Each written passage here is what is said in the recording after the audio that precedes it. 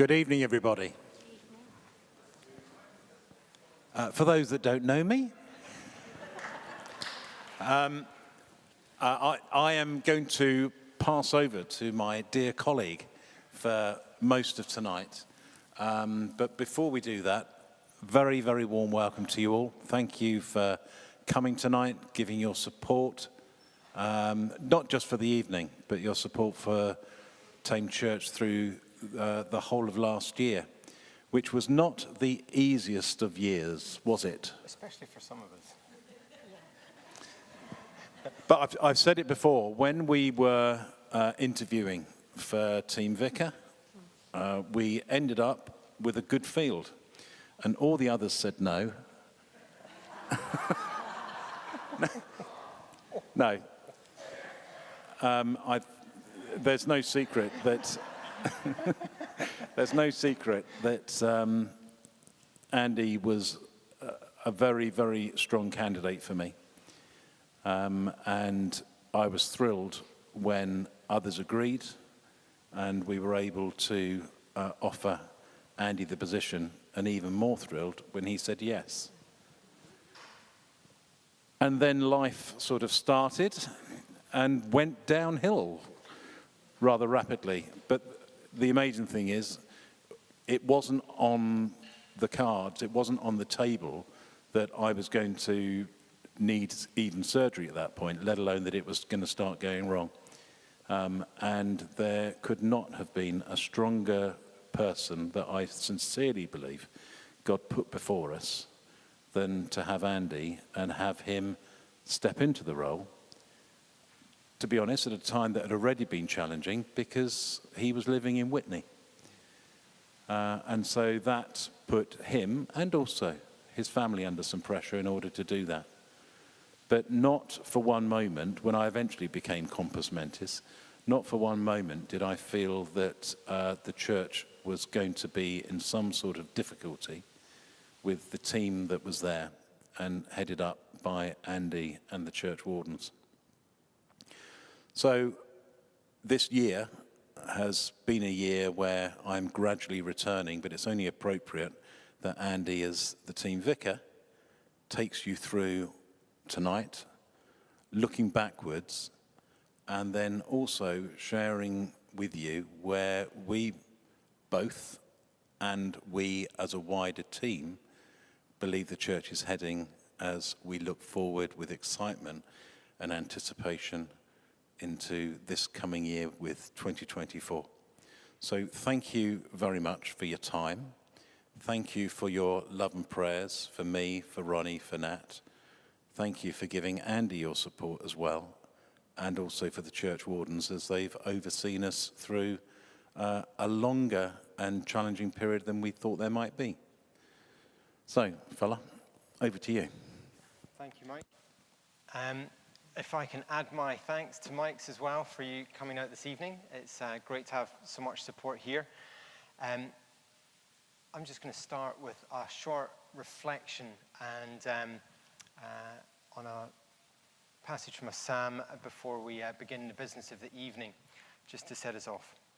So this is from Psalm 63, the first 5 verses. You, God, are my God. Earnestly I seek you. I thirst for you. My whole being longs for you in a dry and parched land where there is no water. I have seen you in the sanctuary and beheld your power and your glory. Because your love is better than life, my lips will glorify you. I will praise you as long as I live, and in your name I will lift up my hands. I will be fully satisfied, as with the richest of foods. With singing lips, my mouth will praise you.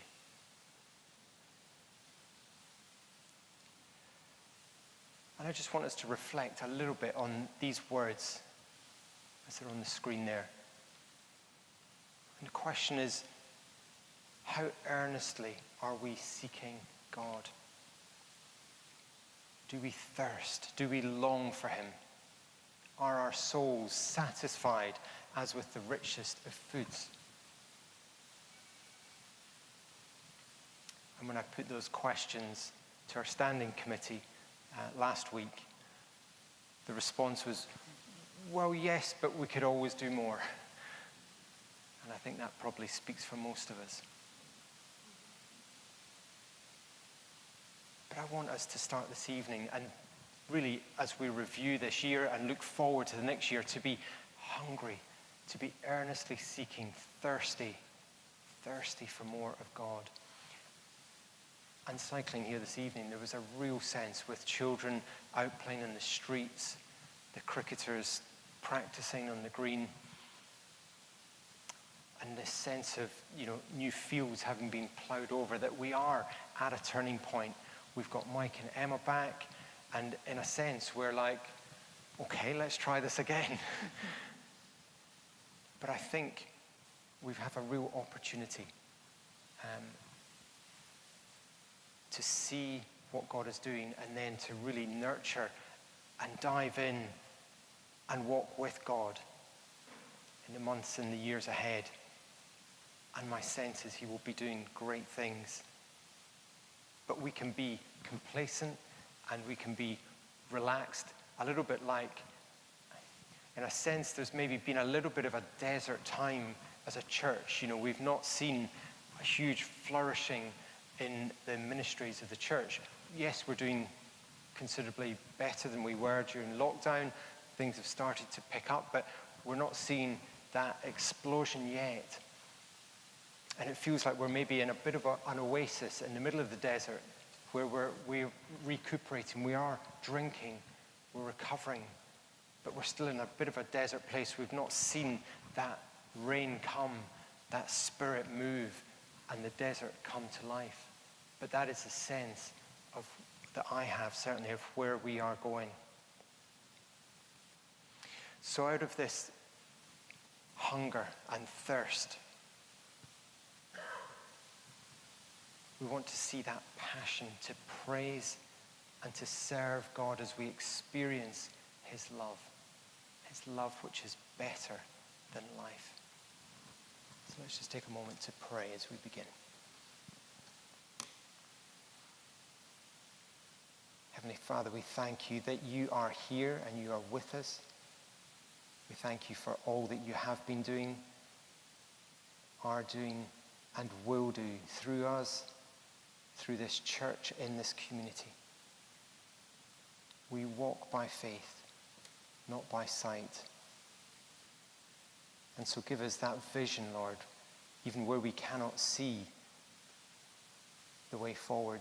Give us that vision and eyes to have confidence in you and what you are doing, so that we can walk by faith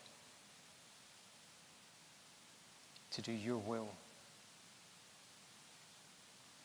In Jesus' name we ask this. Amen. Amen. So on to the business, and business means Jackie, because she coordinates this and so much in the life of the church. And so the great thing about these annual meetings is it's a valuable and important opportunity to say many thank yous to many of you. And the first really goes to Jackie for holding so much together over the last year. So I think we all want to show our appreciation of you, Jackie. Thank you.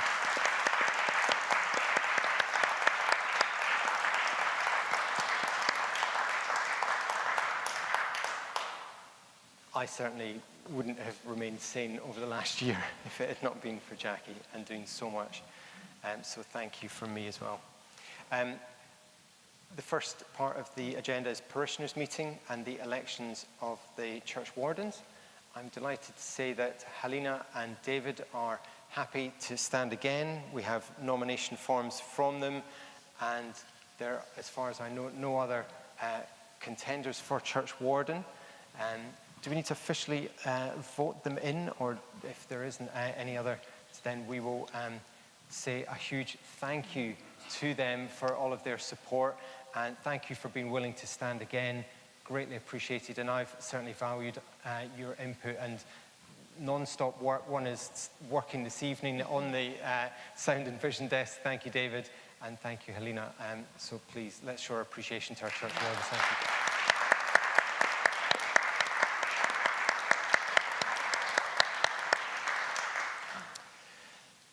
We're on to the annual parochial church meeting. First, apologies. Jackie, do we have apologies from people? Yeah, we have Gordon. Sorry, I'll put that on mute. Okay. Gordon and Carol Wright, Charlotte Dickinson, Barry and Andrea Yates, Sharon Bond, Jeff and Jill Rushman, Lena Davis, Linda Ferris, Marcia and Tom Haley. Are there any other? Very clear. Any others? No others. Thank you, Jackie. That's great. Next item, notice of any other business. No other business for this evening. Electoral roll report. Jackie, do you want to just give us a summary of that? Yeah. Having revised the electoral roll, the numbers currently are 175, and that's compared to 184 from last year. There's been a bit of a movement, as you can tell.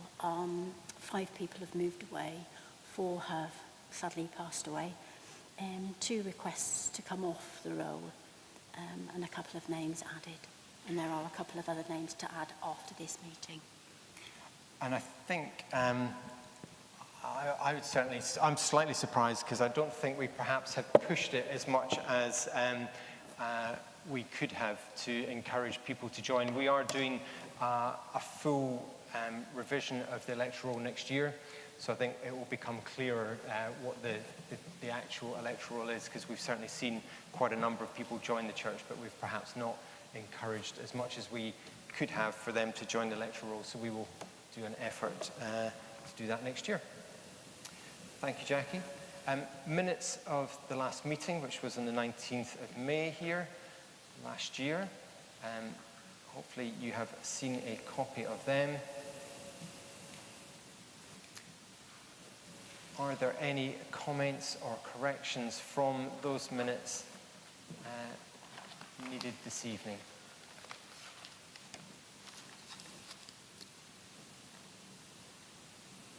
If there are no comments on the minutes, could I have somebody to propose that they are an accurate... yes. Sorry, can you speak into the mic? Because there's people watching online as well, and that means if anyone's speaking from the floor tonight, if we use the microphone, they'll be able to hear any questions. Thank you. Rightio. Reading the minutes from last year, yes, Rosalie brought up about the red carpet, and there was no time to discuss why it was taken up. Please, could you tell us why you picked it up? The reason I'm asking is because I know somebody who come to this church thinking about having a wedding. And because he plays cricket, he could have had his wedding here, and he came in here and said it looked a little bit soulless, and I think that red carpet made one big difference. And I just wondered, is there no way we could wheel it out occasionally? Where is it, and why was it taken up, please? Thank you, Anne.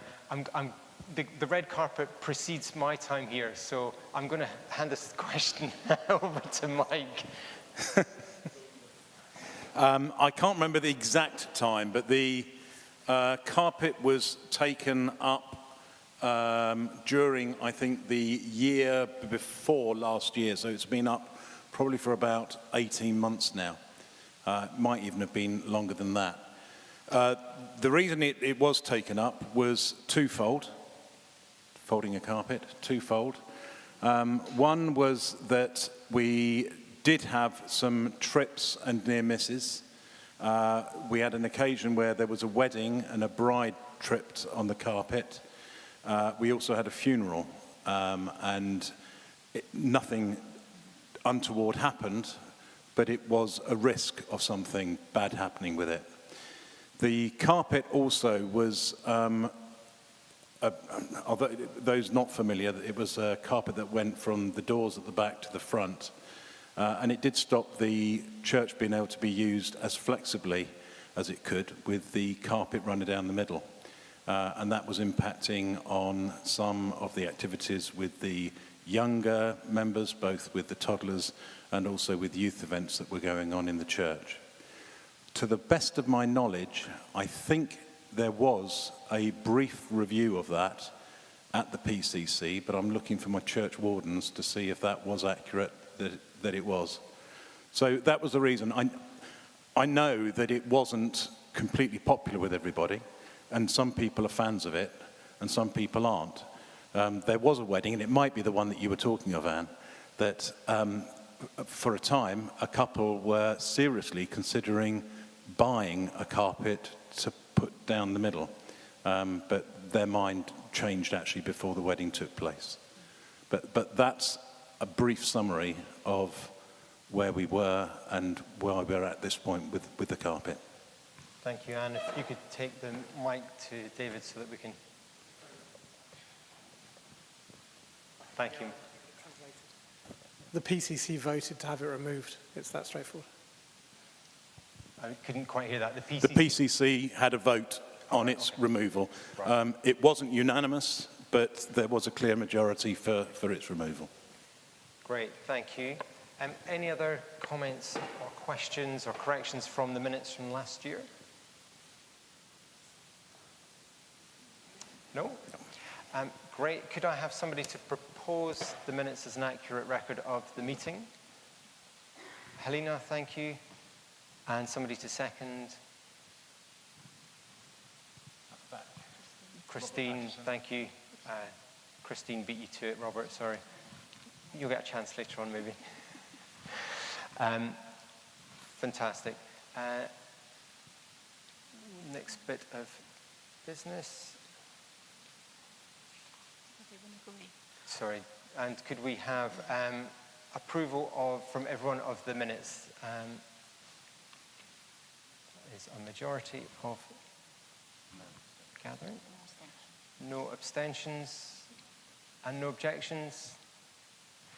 Fantastic, thank you.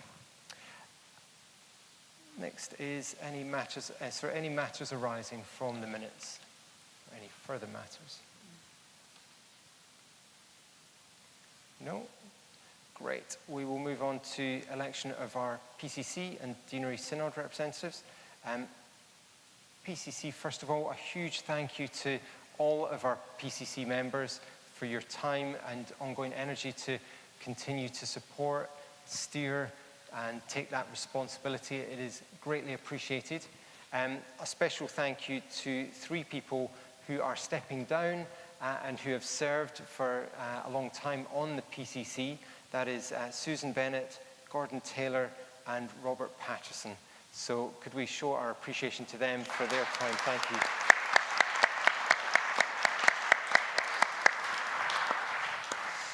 Much appreciated, and thank you for all your support over many years. We have one person who is standing, one is being co-opted, one who is standing. Sue Lay has put herself forward. Thank you very much, Sue, for being willing to join our PCC. Do you want to stand, Sue, so that everyone can see? I can't see where you are. There you are. And so everyone knows who you are. Thank you, Sue. Sue, come down, because they'll see you on camera. Come down. Come down. Otherwise, people online won't be able to see you. Wonderful. So, Sue, Hardly, come up, stand here. Stand here. Absolutely. Have a look and give people a wave to that camera back there. There you go. That's it. There are a few who are joining us this evening online who can't be here in person. Sorry, I meant to say at the start, it's wonderful that you're able to join us, and thank you, David, for making that possible. Christine Waring is proposing Sue, and Robert Ridgway is seconding her proposal, and there are no other people standing, so Sue is duly nominated onto our PCC. Thank you very much again, Sue. Matty Fearon is now on the electoral roll, but wasn't in time to be able to or hasn't been for the last 6 months, to be able to join the PCC officially. But we would like to co-opt him. He heads our communications ministry and has been co-opted to the Joint Church Council for the last year as well. So do we need to vote on his co-opting? No. So we will co-opt Matty onto the PCC as well. Deanery Synod, Vicky Ray and David Brown are very graciously and generously remaining on as our Deanery Synod reps. Thank you. And we also have David Gurney willing to stand for one of the 2 positions that we have available. David has been nominated by Vicky Ray and seconded by Sally Davies. So, David, do you want to stand as well? And I think you need to come down here as well, just to appear on camera. So, David has been a member of the church for many years as well. David is one of our new Deanery Synod reps. Thank you very much indeed for being... It's now on record. Thank you, David. Moving on to reports. We have reports from various of our ministries, although not all of them. Children and families. Hopefully you have seen either a paper copy or the online version of all of these reports. An incredible amount that Hannah has already managed to do, along with a great team that supports her. So a huge thank you to Hannah and her children's team. I mean, just some of the highlights in terms of Sparklers is now regularly having about 70 people at it. This is an incredible ministry, a wonderful opportunity for outreach. I just haven't been able to get along to it as much as I would like to, but with Mike returning, we'll hopefully be able to come and support that a bit more. We do definitely need more people to support that. So if that is an area where you would like to help, there is a great opportunity to meet many in the community outside or just on the fringes of our church. Hannah's also doing wonderful things in terms of outdoor church and building connections with the local scout organisations and schools, building the relationships there as well. So that is all extremely encouraging.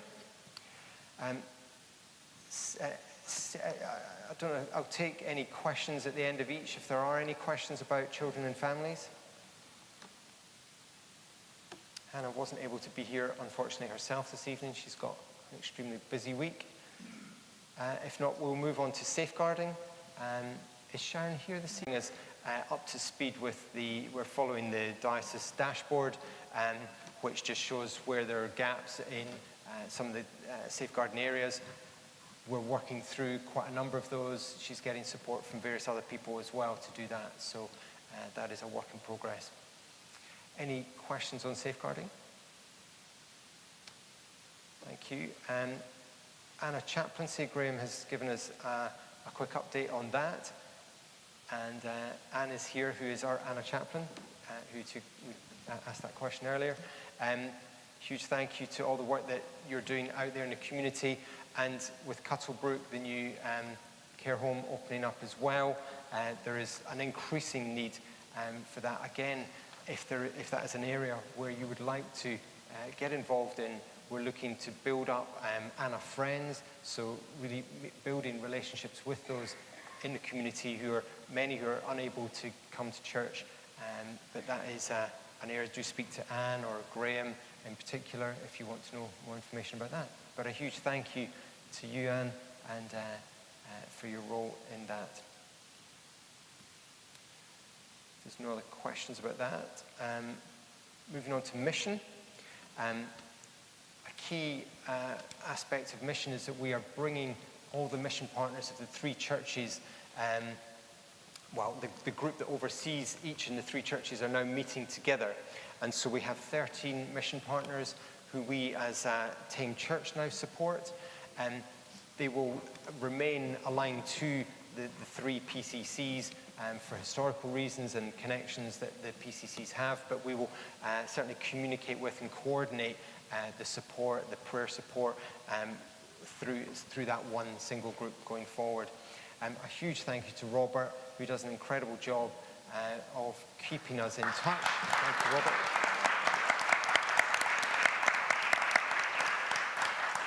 Keeping us in touch with news and updates, prayer points.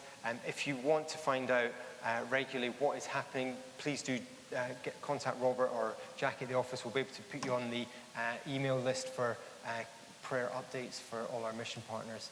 It's well worthwhile. And just seeing the success of the first mission partners Bring and Share lunch, that will be something that we'll be aiming to repeat whenever we have mission partners visiting, to give us an extended time to really thank them, but also to hear more about that. And I'd encourage everybody who, if you can, to stay for those Bring and Share lunches to hear more. It's only when we really, it's just maybe half an hour, 45 minutes, an hour, to just capture and get the sense of what we can pray for, to really immerse it. It's hard to go and visit them, obviously, in their context, but that extended time is valuable to just capture a little bit more about what each of those are doing. Any questions on mission that Robert or I could answer? Okay, moving on to Fabric. Rosalie heads up our Estates Committee and looking after many aspects of the building, the roofs, the grounds, not just in meetings and coordinating things, but getting stuck in as well with the churchyard clearance mornings. So a huge thank you to Rosalie and all of that team who have just continued to develop and make sure the place, the church and the grounds remain at a high standard. So a huge thank you. I've noticed things like the railings are one of the most recent additions, just to go in and various other things which we don't get to see, but we would certainly notice if they weren't done. The roof, of course, and repairs, always an ongoing battle there. Any questions on Rosalie's report on the Fabric? Yes, Anne. In a moment, once you've got the microphone. Thank you, Anne. I come to say. I'm making it entertainment here. But what about solar panels on the roof? Do we ever consider that? Because surely we could save some money if we had solar panels on the roof. There must be a reason why it's not done, but I thought I would ask. Rosalie, or yes? At one time, we were not allowed to do that sort of thing in the early stages of solar panels, although I do understand some churches are now doing that. And yes, we have an enormous length of south roof, and I think it wouldn't be that unsightly, to be honest, because you wouldn't notice it that much. So it might be something we do consider in due course. But originally, it wasn't sort of permitted to do that.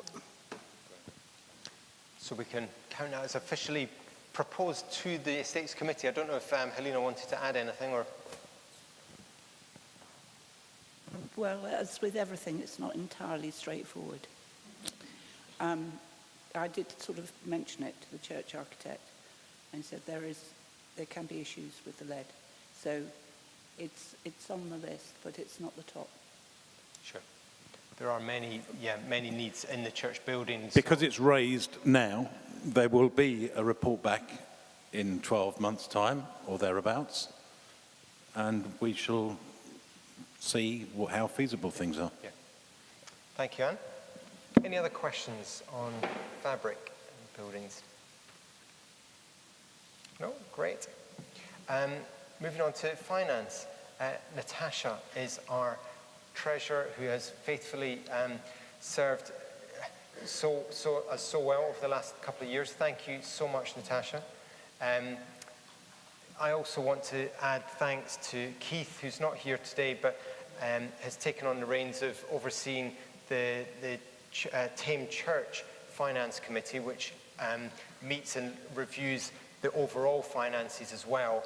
And he and Natasha have done a huge amount of work over the last year to bring the finances, their financial systems, the reporting systems, the bookkeeping systems, all in line, so that Keith says he's very, very close now for that project, which is, in his words, if he knew how much work it was, he would never have started it in the first place, to basically ensure that we can have a very much clearer picture of the 3 churches and an arrangement where we can all be contributing to the costs of, for example, Hannah's salary, which is then spread across 3 churches. How can we do that fairly?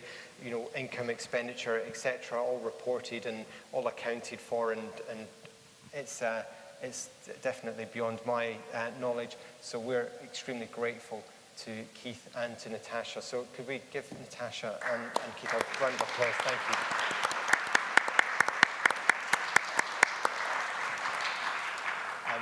I don't know if you want to say anything, Natasha, this evening, in summary, to capture your report.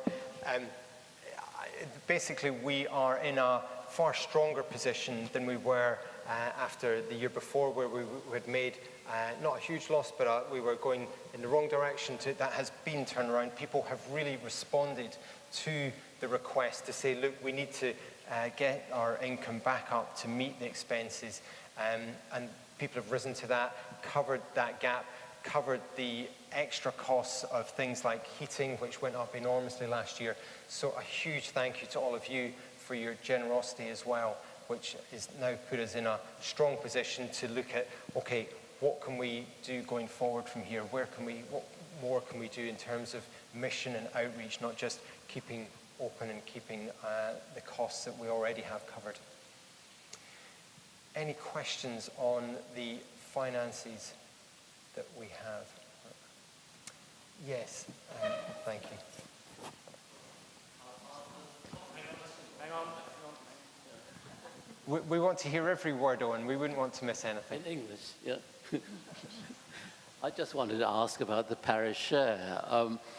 I noticed the parish share has gone up by about 20%, I think, this year, and yet our electoral roll, which has a direct connection with it, I think it should be going in the same direction. The electoral roll has gone down by about 5%. Yeah.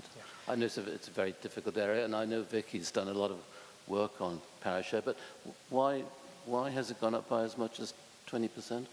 Thank you. Very good question. Thank you for spotting that one. It's basically the parish, correct me if I'm wrong, Natasha, but the parish share over Thame Church has only gone up very slightly. However, it is because we are now in this 3-church arrangement that the parish share looks much higher for our church compared to Barley Hill and St Catherine's. Is that correct, Natasha? Have I sort of captured it in a sense? So it is the lever with which some of the money comes and goes between the churches, shows on that line. We also have an issue with the parish share being associated with numbers, not on a year-by-year basis, but the numbers being set and then revised after a number of years, which accounts for variance. That variance is particularly important for smaller churches to make sure that they haven't got large swings based on fairly small electoral rolls. The other thing always worth bearing in mind with electoral rolls is that, with parish share, is that the parish share almost needs to be read as part of our mission group, because the mission of the whole Church of England and the whole of this diocese is supported by the parish shares of each individual church. I think sometimes the temptation is to feel the parish share just disappears into a black hole at the diocese. But they're on the website for the Oxford Diocese, they are transparent in how they do pay the parish share.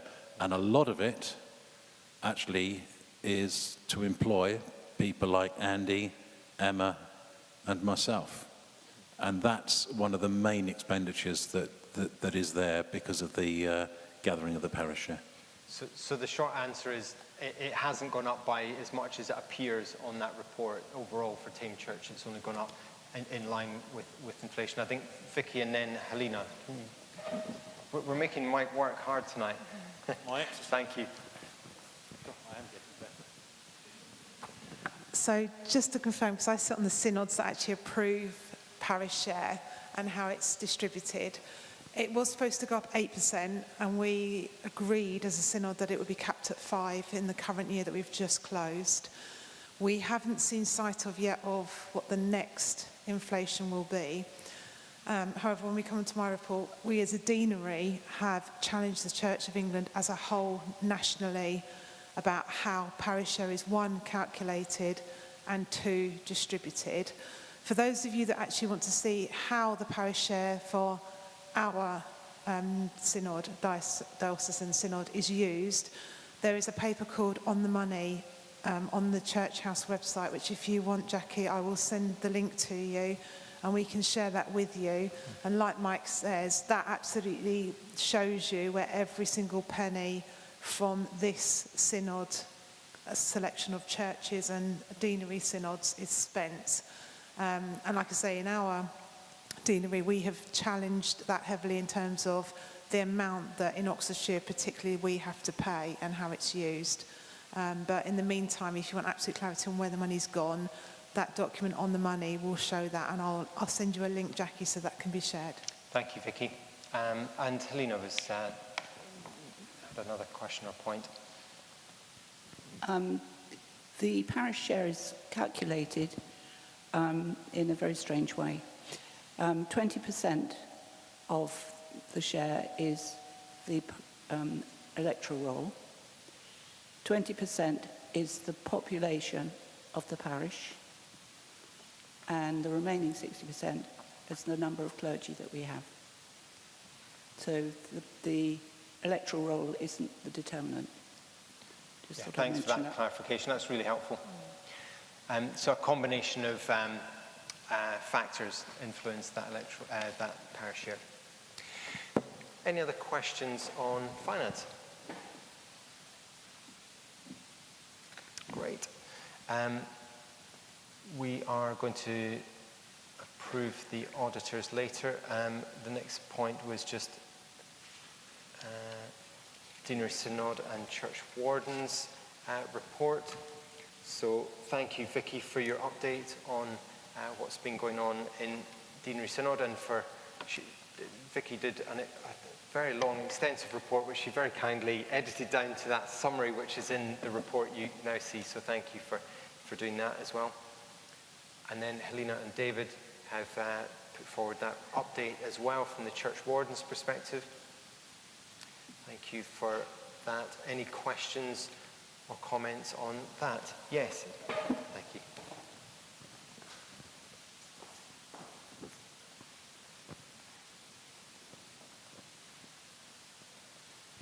First, apologies. If I'd arrived on time, you wouldn't have so far to come. As query on the deanery aspects, what is our end aim or expectation from that? Will it just be passed on for another debate, or are you looking for some outcome from the next stage? Thank you, John. Vicky, if you could respond, thank you. Yeah, so at the moment, the motion will now go to General Synod, and at General Synod it will be debated. There is a bit of a waiting list at General Synod at the minute, so I don't know whether it will be heard in 6 months or 12 months, so I haven't been given a timeline yet. But one of our diocese synod members is in General Synod, will take that paper on my behalf, and I'm meeting with her regularly at the moment so that I know when that's going ahead to go through the detail with her. But the plan is to do a proper review of how the Church of England, first of all, spends their money, and whether that's right, and whether we're spending too much at the top. And if we are spending too much at the top, how do we reduce those costs and then bring that money back down into the parishes? That's essentially what the motion's asking it to do. Thank you, Vicky. Does that answer your question, John? Thank you. Any other question on the Deanery Synod or Church Warden's report? No? Great. We'll move on to appointing our independent auditor, which we are proposing will be Critchley's. Do we need someone to propose and second that, or do we? Could I have somebody to propose Critchley's as our auditor? David, thank you. And someone to second. Ian? Clear. All in favour of Critchley's being our independent auditors? Anyone abstaining?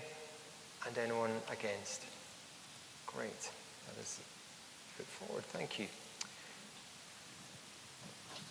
which leaves us, do we need to do anything with the accounts? To sign them at some point. Sign them at some point. Yeah, right. Which just leaves me really to move on to my sort of summary.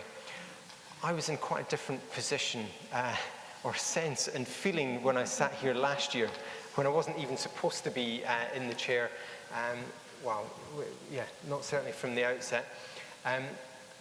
Things were looking rather uncertain, rather, I wouldn't say bleak as much as wobbly, I would say, to say the least. Not really being sure of how we were going to get through the year. And it's been a challenging year. And yet what I've seen is God has done an incredible amount, even despite the limitations of not having Mike here in particular. The report goes through a huge amount of progress that has been made, and a huge thank you to particularly members of the Standing Committee, our wardens, and the PCC members, and many other ministry leaders, and many of you volunteers as well, for a lot of work which has been done. Just having the Joint Church Council, which was only just in place this time last year, has really grown in its, I think, unity and purpose. We've seen the identity of Thame Church and that branding come through. We were forced effectively to make changes to the services to make it sustainable, which, certainly from the feedback we've had so far has been very positive. The financial processes I've already mentioned have been turned completely upside down and revamped. We've recruited our Children Families Ministry leader, Hannah. We've put in place Church Suite and SharePoint and rolled out all of those systems, which will give us a really good foundation for building and going forwards.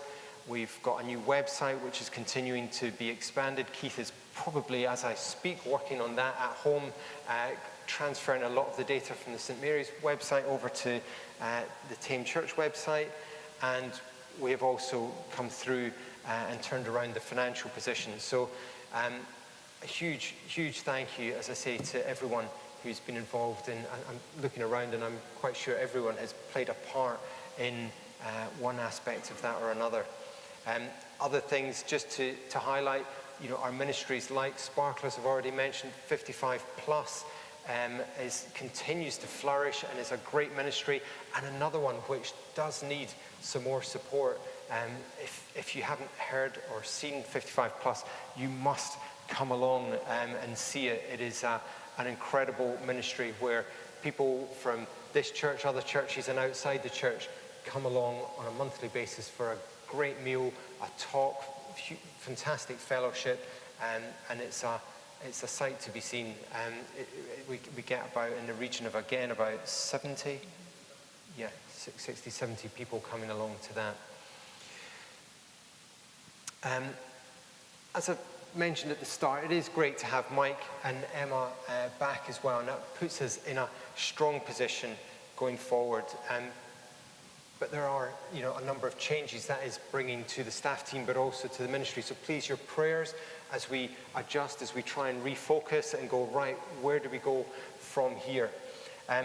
One of the key achievements of the Joint Church Council over the last year has been the vision for Thame Church. It's been alluded to in some of the sermons in recent weeks, and we will continue to share more about that. I'll be talking a lot about it on Sunday, but I wanted to just use that as a kind of platform for where we go from here. Where are we going looking forward as Thame Church, and in particular tonight as St Mary's?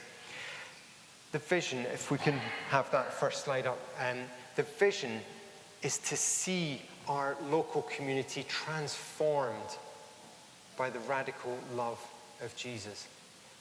And when we say transformed, we're not talking about, going out as a church and just meeting some needs in the community. Neither are we saying we just want to see people start to come to church. What we want to see is lives transformed. For some of us, it's possibly been years since we've heard those stories and seen those and testimonies of people who have met with Jesus and had a radical change, a radical shift in their behavior, their lifestyle, their relationships being repaired, their work, financial position and health being restored. That is what we are longing to see in our community again. That is what I'm talking about when we started about the thirst. Are we hungry for God? To see those neighbors that we have, to see those who are leading our churches, leading our schools and our charities and local authority. Those who are on the fringes, the families that are really struggling. Having their lives turned around by the radical love of Christ. That is what the vision is. And it's a journey. It's a journey that we are on, hopefully together. And that journey that's the destination. The vision is the destination, where we're going. That is what we picture and what we hope and long for. The mission, if we can go to the next slide, David, is then what we're going to do to get to that place. And that mission is, I won't go through it in detail here, you can read it and we will allude to it more. It is looking first of all at ourselves, our discipleship. Are we becoming more like Christ ourselves? Are we deliberately doing that? Now we have plans for our retirement. We have plans for the year ahead. We make plans for where we're going to go on holiday. Are we planning how we are going to become more like Christ as individuals and as a church? That is what I want to see us developing, nurturing, and embracing, so that we can make sure that this time next year we can see, gosh, yeah, look how far we've come on that journey. We are in a different place. Then looking more outwards as well as doing things better inwards in terms of pastoring people, worshipping better. We're also going to be looking outwards at what we can do to reach out. We're just about to start this Thursday Alpha, which we have 9 people signed up for, which is fantastic. The majority who are not currently coming to this church. And we want to see more things like that happening. We want to see practical needs of people who in our community, those needs being met. We want to reach out to some of those groups that are particularly unrepresented, like young people and young adults. And we want to make sure we are growing and nurturing those groups as well. That is the mission. And then the values are really how we go about doing that in terms of how we will be on this journey together. Things like prayerful. Are we praying as groups, as individuals, for the life of this church? We run our morning prayer and compline every day online. We've got our weekly prayer gathering on Wednesday at lunchtimes in the Barn Centre. Please come along and support them. And then next Tuesday evening, 30th of April, we have got Thame churches all coming together. We're meeting in here this time to have a prayer and worship evening. Please come along if you can to that evening. I know some of the small groups that meet on a Tuesday evening are coming. The youth group who normally meet on a Tuesday evening, they've been encouraged to come along as well. 7:30 till 8:30, just 1 hour to pray for our community, our churches, our nation. Generosity as well. We are not going to achieve this vision unless we start to get a little bit more uncomfortable with our finances. And that means taking risks. That means stretching ourselves, putting our trust in God. The Joint Church Council have set a stretch budget of £34,000 for this year, which is a significant, more expenditure than last year. And we're only going to achieve that if we, put greater dependency on God and increase our funds. And that will do things like support Hannah and her salary, which is funded partly by the diocese, but on a reducing rate. So we need to find, I think it's about an additional 8,000 this year, and then there'll be another more thousands next year, etc. So we need to be increasing, not just one-off gifts, our regular giving. And so that is how we are going to be going through this journey together. Truthful as well, being open, accountable, sharing with our prayer partners or with our small groups, or if we're not in a small group or have prayer partners, let's get ourselves into those. And we can share where we're struggling. You know, I'm really struggling with my faith. I'm really struggling with my relationships or with my family or whatever it is that we have needs, so that we can receive the support, so that we can be authentic in our faith. And if we do those things and set a plan for how we are going to move forwards individually and corporately, then I'm quite certain that we will see that transformation in our local community that this vision sets out to do. And it's my prayer and hope that you will join us all on that journey going forwards. I'm very open to questions about any of that at this stage. If anybody has any thoughts, concerns, questions. Ian, thank you. I've seen reference to, in the forward planning, and I think also in the financial report, looking at getting services of an operations manager. Could you say a little bit about what's involved there, please? Yes, apologies, I meant to mention that. So as well as Hannah's salary, we are just about to start advertising to recruit an operations manager. And this, I'll describe this in two ways. Primarily, it is to release Mike and myself to do more of that outreach and that mission and reaching those people groups that we're not reaching, do more focus on both the life of the church and the mission internally and externally. And that person will release that by taking on some of the responsibility for looking after some of the administrative, operational, and the coordination, communication aspects of our jobs, which don't require someone ordained and theologically trained, etc., to do those aspects. That will free us up to do more of that. But also that role will be key in terms of enabling us to communicate better, coordinate and develop processes that aren't currently in place to really put a foundation for the church to grow going forward and to operate more efficiently as well. So that is our key position. We're just about to advertise. It's part-time, 3 days a week.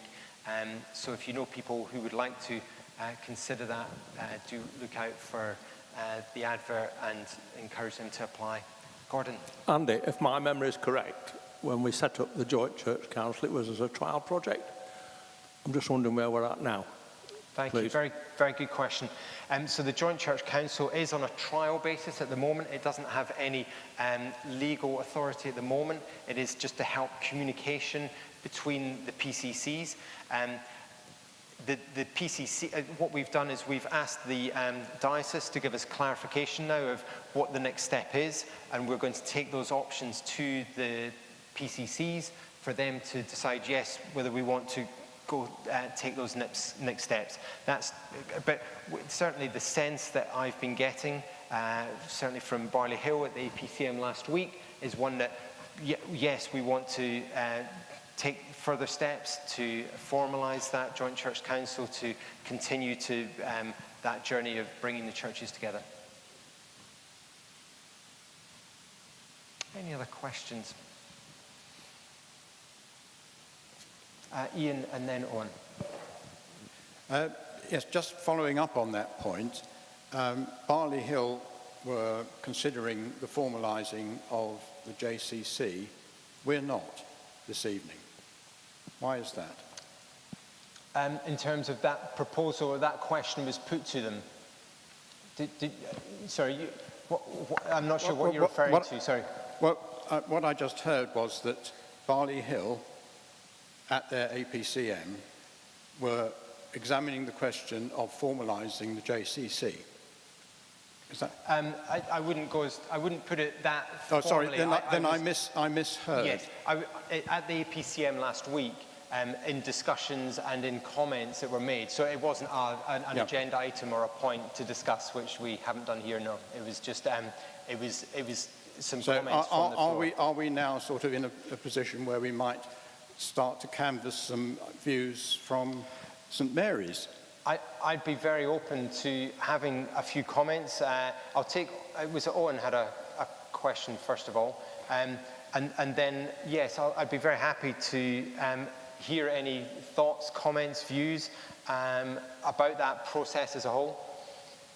Doesn't sound like there was a comment. Does anyone have any views, thoughts around that process of the three churches moving closer together or formalising?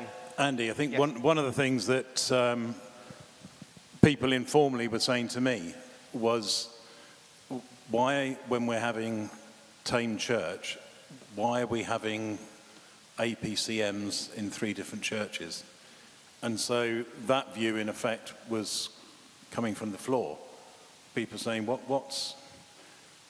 why are we doing this? Why are we having meetings at a JCC? Each of the three churches have representatives. Nobody has an overall voting majority. But we're going that far, and it's informal, but we're also doing this other system of still having PCCs. All Andy is saying is, we're asking the question of what would be next stages. Nobody's saying this is going to be happening in 3 months' time. We're going to go through, we're going to ask the king to sign off different parishes. Nobody's saying that. But what people are starting to say is, why are we operating with two structures at the moment? And what our intent now, and we met just recently with the area dean, was just to sound her out on, if we're going to answer those questions, what potentially is on the table? Mike, Robert's got a comment at the back.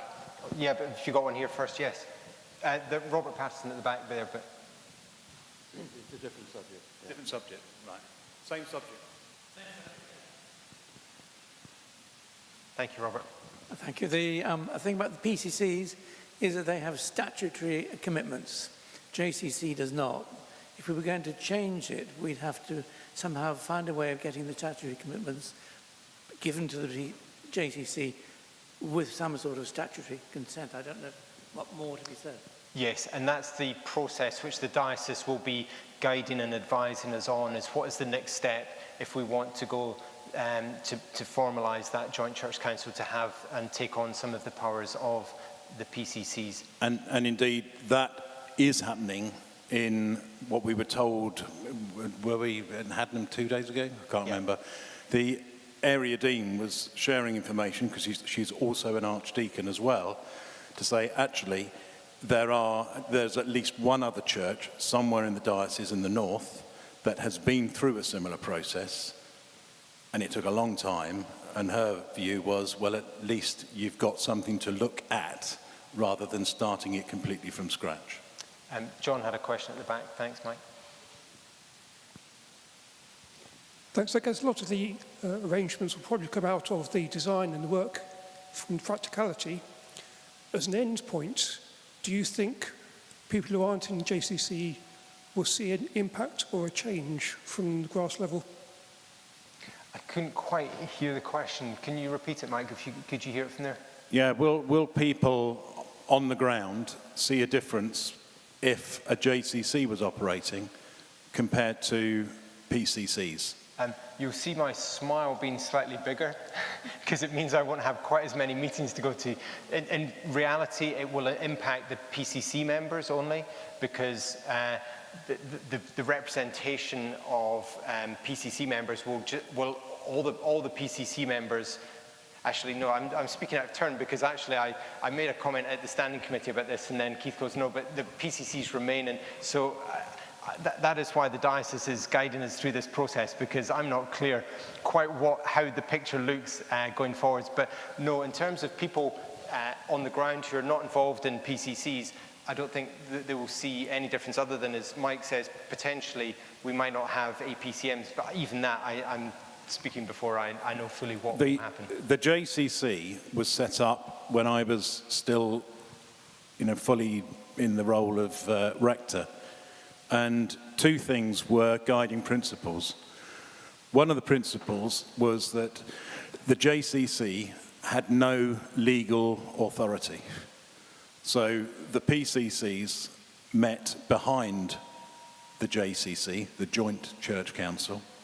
So any legal decision was having to go back to the PCCs. But the JCC was operating under the same church representation rules as a PCC. Now, we knew that that meant nowhere did it have authority, but it was behaving in a way that mirrored the legal operations of separate PCCs. Also, when the Joint Church Council was established, the PCC at St Mary's made the point that they did not want to have a majority that could outvote either of the other two churches, or two churches still being outvoted by one.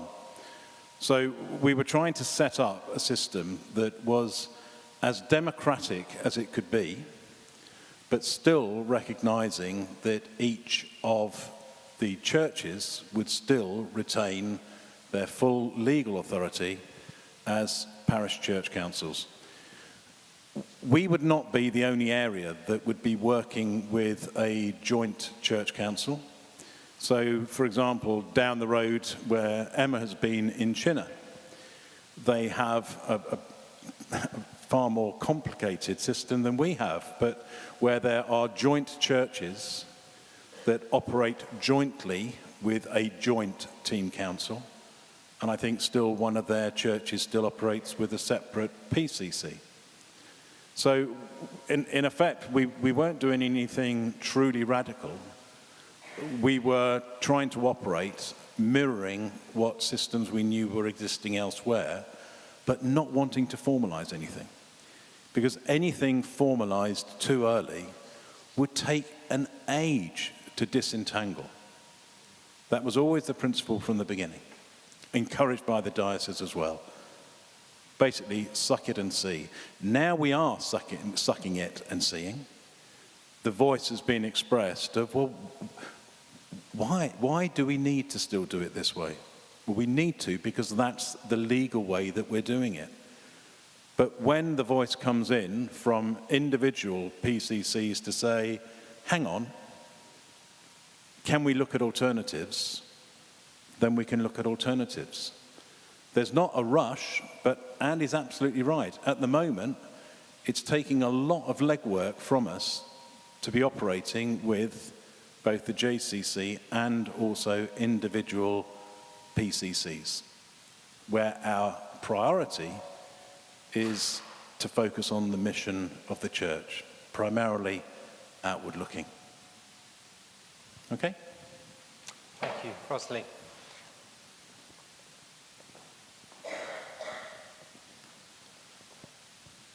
There is a difference in the fact that the JCC, not exactly quite self-elected, but just chosen, whereas a PCC, that people are elected to be the PCC, so there is a difference, a big difference.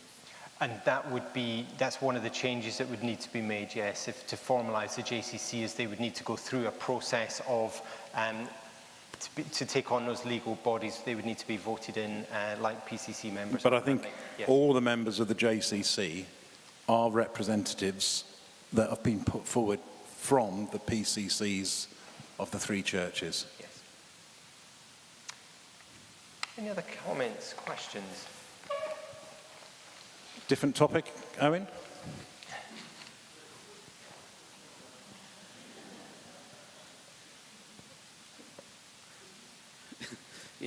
Yeah, now for something completely different. I really wanted to ask about communications. Is Matty here tonight? No? Matty's not here, no, unfortunately not. I think he's on holiday. Right. Okay, so the whole area of how we tell people around here what's going on, the whole question of communications. Just wondering if there's any blue sky thinking that's going on in terms of telling people, because I'm very conscious the word doesn't easily get out. It's so easy just to assume that stick it on Love Thame and everybody will know about it, but is that true? It was interesting at the annual towns meeting last week, somebody raised the point of, we do miss the Thame Gazette, because it told you about who died and who was being married and who was being born.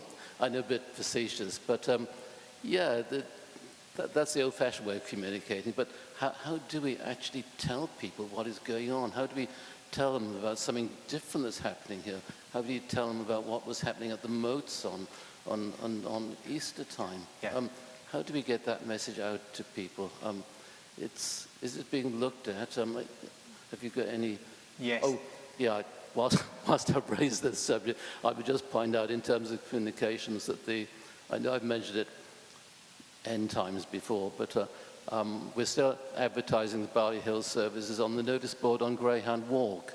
Is it still 10:30, the morning service? Yeah, it's still there in Greyhound Walk, but so we're communicating that well. But yeah, but seriously, the whole question of how do we get the message out?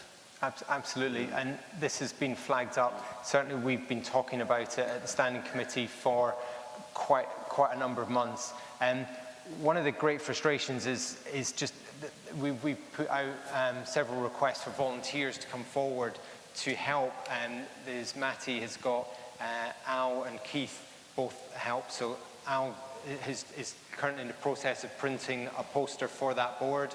And Matty has a long list of requests of flyers that he needs to design so that we can use them to communicate internally and externally, which he doesn't have enough time to do.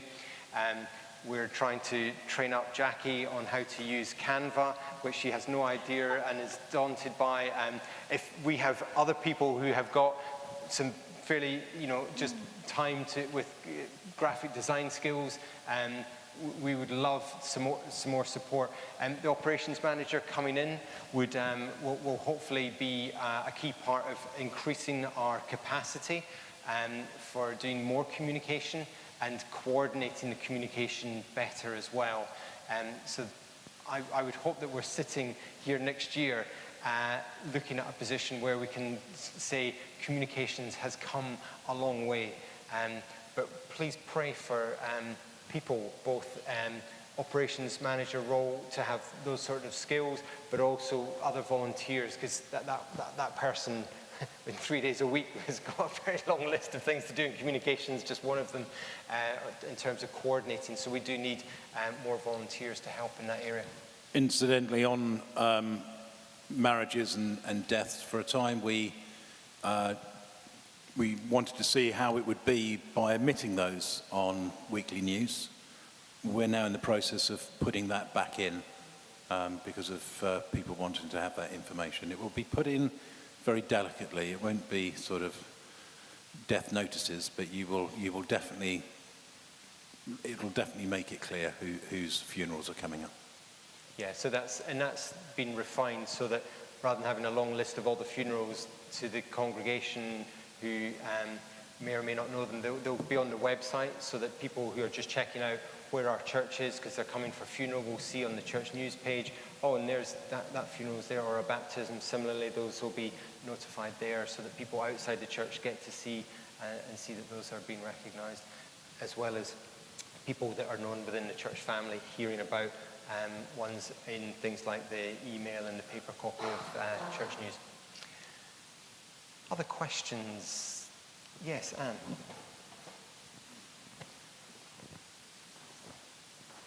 We've got the Anne show tonight.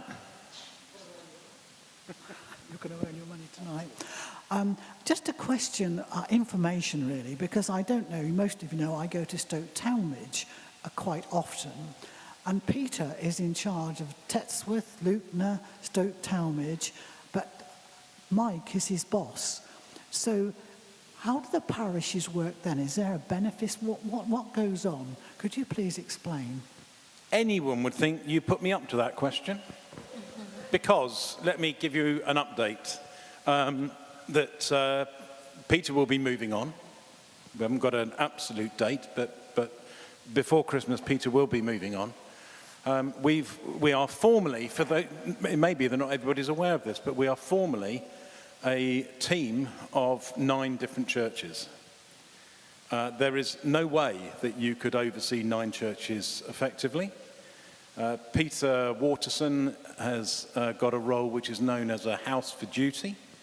So he is given his accommodation and is meant to work something silly like 2 days a week or 3 days a week, overseeing the villages. The reality is Peter works, and I'm not exaggerating, Peter works at least 5 days, and many weeks would be working 6 days a week in order to oversee those parishes. Hot off the press is that Emma will be, we will be offering Emma in order to assist those parishes, in particular in any period of a waiting time between Peter and Peter's successor being into that role. So they will not be left alone, they will not be left without a priest in order to come and visit them. And that uses some of Emma's great strengths with her work in rural ministry and also being able to give them support in order to share their services between them. I should also add that it doesn't mean that there will be an increase in the number of services in that area. Okay. Thank you. Other questions? Yes. Is that Janet?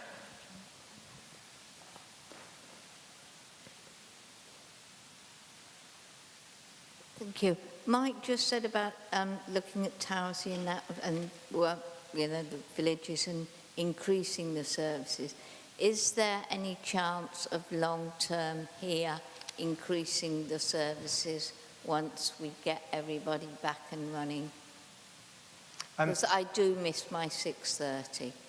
Yeah, Janet, I would very much hope that we would, you know, just by the nature of what I've described in terms of reaching out to more groups, that some of that will be mission out in the community, and some of that will be creating opportunities for people to come here. Sunday afternoon, evening is a natural and inevitable sort of slot that we would be looking to kind of run things. So watch this space. There's no firm plans at the moment, but that's, as you say, once we've got the capacity, and with Mike, you know, getting back up to speed, that's, you know, autumn towards the end of the year, we're going to be, you know, to start looking at those type of things. I need to also add on to that although I am back, I have been directed also by the diocese to ensure that I don't go back to how things were for me before my absence. I absolutely accept that, Janet. I'm not suggesting that you're not understanding that point. But the temptation, and certainly my temptation, is, oh good, I'm back, let's go back. There is no, absolutely, you know, hear me, black and white, there is no assurance that we will be able to go back to a pattern of services that we were previously on. That's not saying that we won't be able to do some things differently, but we will not be able to go back.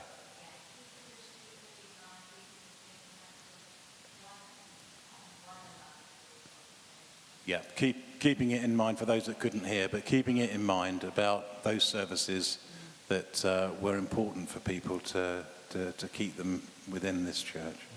Absolutely. Thank you, Janet. Any other questions? Yes, Sally. My step count is going up nicely.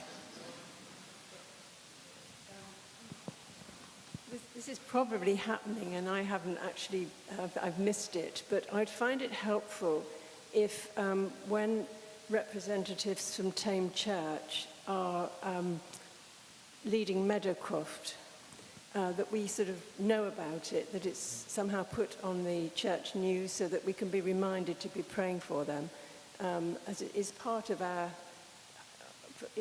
whole church ministry, and it would just help us perhaps own it a bit more and encourage others to get involved with it.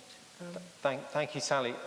Absolutely no reason, I don't think, why we shouldn't be making people aware of those services, and it will increase the profile and hopefully increase more people asking about them and getting involved as well. So yes, yeah, definitely. Thank you. I like it when we have good constructive comments. Anne's got one more. There's no limit, Anne, don't worry. There's no caveat on how many questions you're allowed to ask. Well, obviously you know that I go to Meadowcroft every week and Cuttlebrook every week. And we have great difficulty in getting people to come because we don't have enough vicars and priests to do it. So they all would love us to be there every Sunday, but it's not possible because we haven't got the people. And they are very grateful when we do. So, as I say, if we let you know, because Robert goes up there quite a lot, and I know Angela Wilson is the person that organises this, and she does her very best to get them, and they do appreciate when we have a service up there. Yeah, super. And I think they're the sorts of things that having a full complement of myself, Andy, Emma, Graham, having a range of people will be able to put us on a more secure footing. But Sally, yeah, if it's not included, that's absolutely an oversight on our part. There's absolutely no reason why we shouldn't be including it in newsletters to let people know for prayer. Thank you. Any other questions? Comments? Thoughts? Yes.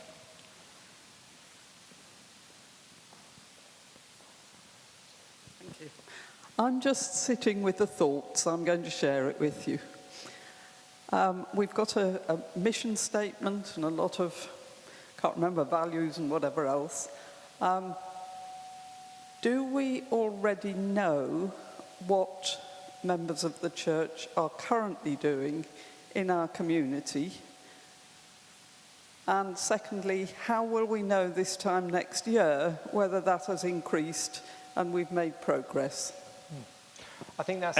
Excellent question, Andy. Do you mind if I just take that one? Excellent question.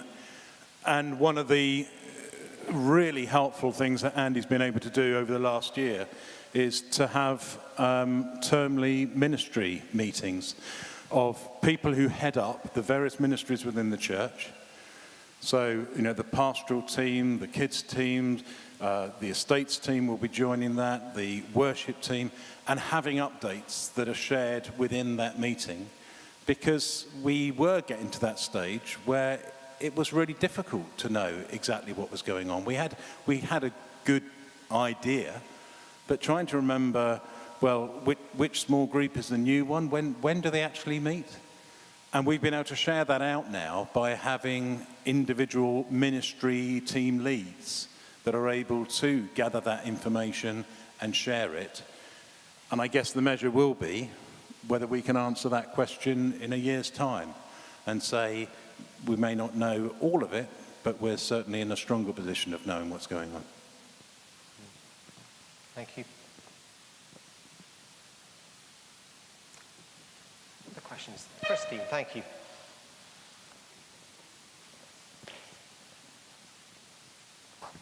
I thought that the question was more what people do outside the church in community. So how do we know what? So I work with the food bank, so does Natasha, but that's not part of this church. So there are all sorts of things we are doing which are not part of what goes on at this church. And how do you know, or how are you going to find out what that is? That's a good question. I mean, the one thing that comes to my mind, because I don't know, so two things. One is I'm not sure if we need to, as a church, measure all of the things that all of the individuals are doing outside in their own personal lives, out the goodness of their heart to serve their neighbour, serve their local charity, etc. But what I think is valuable is that all of those individuals can recognise in their own lives that they are perhaps growing in their faith because they are seeing more fruit from the discipleship which they have received or the transformation they've seen in their life. And so that they would be able to, for example, if we did a questionnaire, that they would, as an individual, be able to say, I am seeing fruit in my life of what God is doing through how he is using me.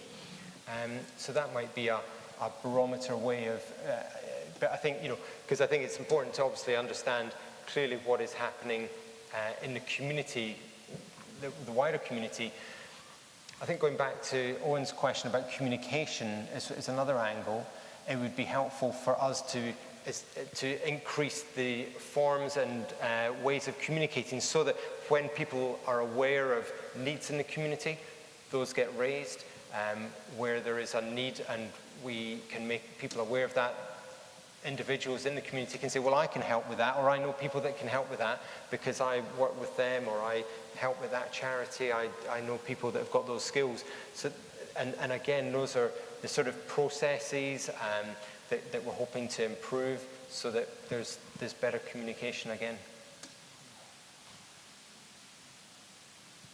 Any other questions? Yes. Polly.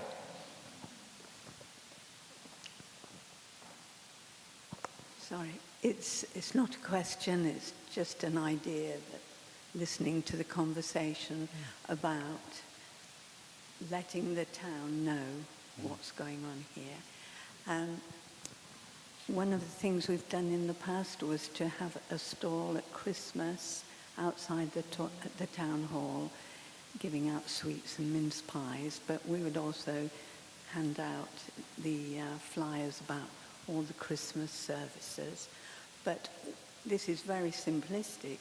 Would it be possible to perhaps have a stall outside the town hall, say, once a month or every 3 months, once in a while, with some kind of newsletter on it that we can hand out to people as they're going by Tuesdays, for example, market day, the town is busy. So that's just a little thought. Because although everything is online, a lot of people don't access that. And even the people who spend their lives online through work and one thing and another, it's an extra thing to have to read in their busy lives. So maybe going back to some more old-fashioned type of communication, and a chance to smile at people, say hello to people, have a chat as they go by and say, would you like to see what's going on? Maybe that might help in Thank you, small Polly. way. Love the idea. Yeah, all the more visibility out there, not expecting people to have to come to the church. You know, we get a lot of people in with 55 plus and sparklers, but it's that extra step of going out to meet them where they're at. Yes, like it. If there's no other comments, we don't have any other business. It just really takes us to close it in prayer, which, Mike, would you be happy to close us in prayer? Yeah, absolutely. Let's just keep a moment of silence.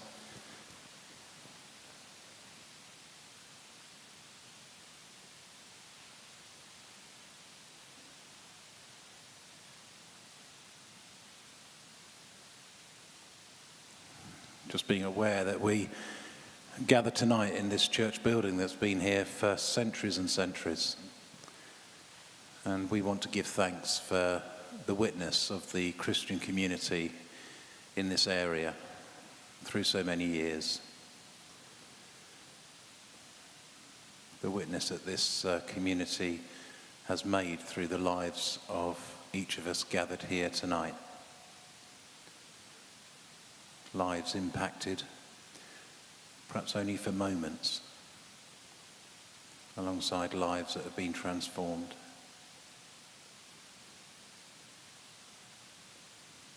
And so, Lord, we want to say thank you for all that we've been through 2024. The times when things looked bleak, and the times when we saw great hope and joy.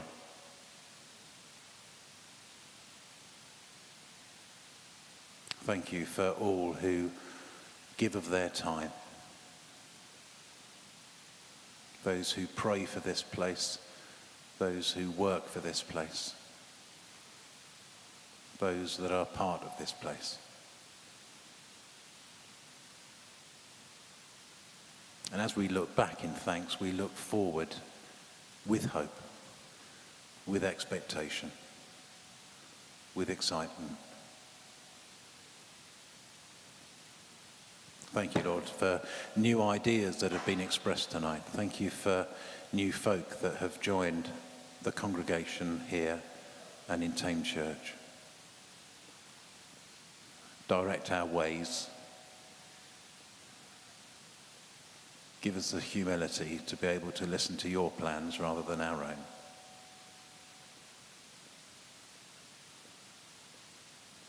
So lighten our darkness, Lord, we pray.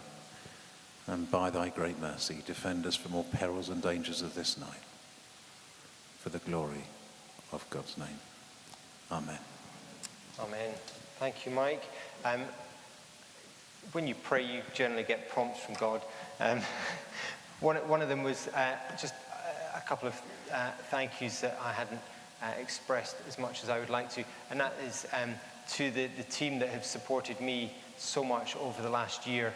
And primarily I'm looking to Graham, to Emma, and more recently Hannah, as well as Jackie, who we've already thanked.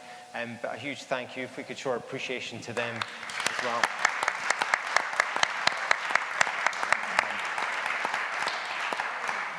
They've put in a huge amount, and it's been wonderful to have that support, so thank you very much indeed.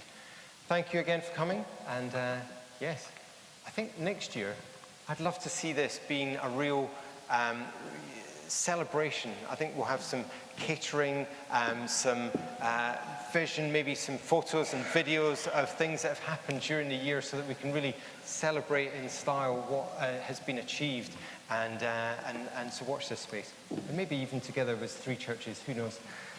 That might take a miracle from lawyers. Thank you again for coming.